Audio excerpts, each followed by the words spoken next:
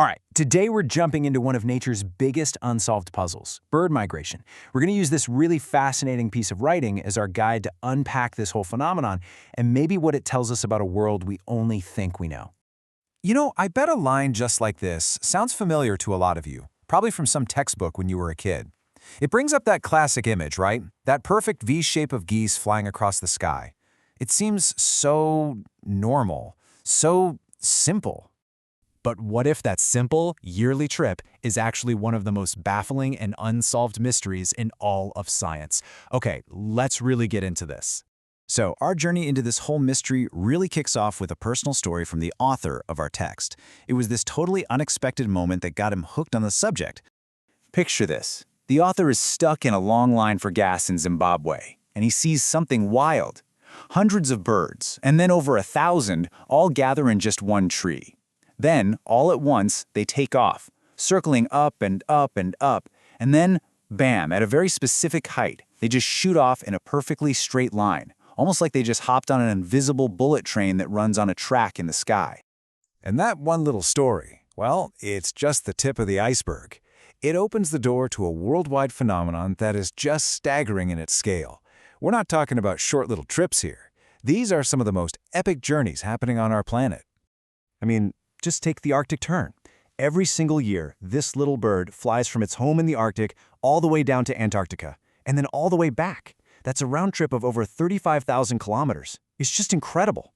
And what's really mind-boggling is the sheer physics of it all. The blackpoll warbler weighs about as much as a couple of sugar packets, yet it flies nonstop for 4 days at over 6,000 meters high. And wild geese? They fly over the Himalayas at 9,000 meters, an altitude where you and I literally couldn't survive without oxygen. But okay, if all that didn't blow your mind, this part probably will. Young cuckoos start migrating after their parents have already left, and young starlings leave before their parents even start. Think about that for a second. These young birds are flying for the very first time, totally alone, to a place they have never ever seen. And somehow, they get there. Perfectly. So yeah, all of these unbelievable feats just force us to ask some really big, fundamental questions. This is clearly way more than just flying south for the winter. Like, how do they know the exact day it's time to go? How do they know the precise heading for a place that's thousands of kilometers away? And maybe the craziest question, how on earth do they know that this faraway place they've never seen is going to be warm and have plenty of food waiting for them when they arrive? And what about the trip itself? How do they fly over huge, empty oceans without a single landmark and not get lost? How do they find these invisible air currents thousands of meters up that help them save energy and get where they're going?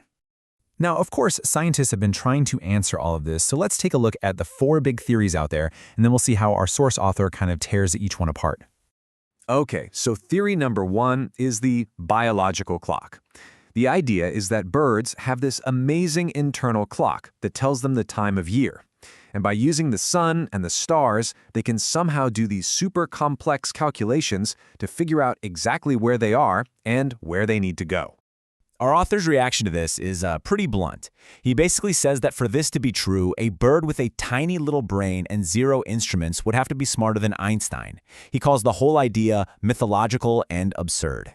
So, theory number 2 is that birds are basically born meteorologists. They can feel tiny changes in the weather, temperature, wind, air pressure, and use that info to pick the absolute perfect time to fly and catch the best air currents. But the author has a fantastic counterpoint, the famous swallows of Capistrano. Legend has it they return to the exact same town on the exact same day, March 29th, every single year. Weather changes all the time, so how can a weather-based theory possibly explain that kind of pinpoint, calendar-like precision? All right, theory number 3 suggests that birds have a built-in compass. The idea is that they're so incredibly sensitive to the Earth's magnetic field that they can literally feel its waves and use them to find their way. Again, the author finds this one a little mythical. He says, okay, even if they have a magnetic sense that tells them which way is north, how does that help them find a very specific, totally invisible air current way, way up in the sky? And finally, we get to the big one, the one most of us have probably heard of, Evolution. This theory says the knowledge isn't learned at all, it's just encoded in their DNA. It's millions of years of trial and error, all packed into genetic information that gets passed down from parent to child. And this is where the author asks his most interesting question. He points out that birds have been around for hundreds of millions of years. So he wonders, if they have this incredible evolutionary ability, why haven't they evolved into something, more advanced? It's a real puzzle. Why are they still just birds? So, after taking apart all the major scientific ideas, the author offers up his own conclusion, and it's one that moves away from complex science and towards something way more fundamental. After all that, after all the mind-bending numbers and unbelievable journeys, the author believes the answer isn't some complicated formula. No, it's a single, powerful, and maybe even more mysterious word.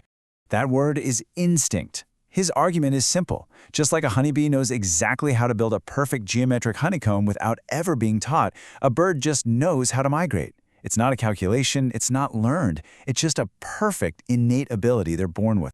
But in the end, does that really solve the mystery, or does it just give it a new name? Saying the answer is instinct might be true, but it doesn't really explain anything.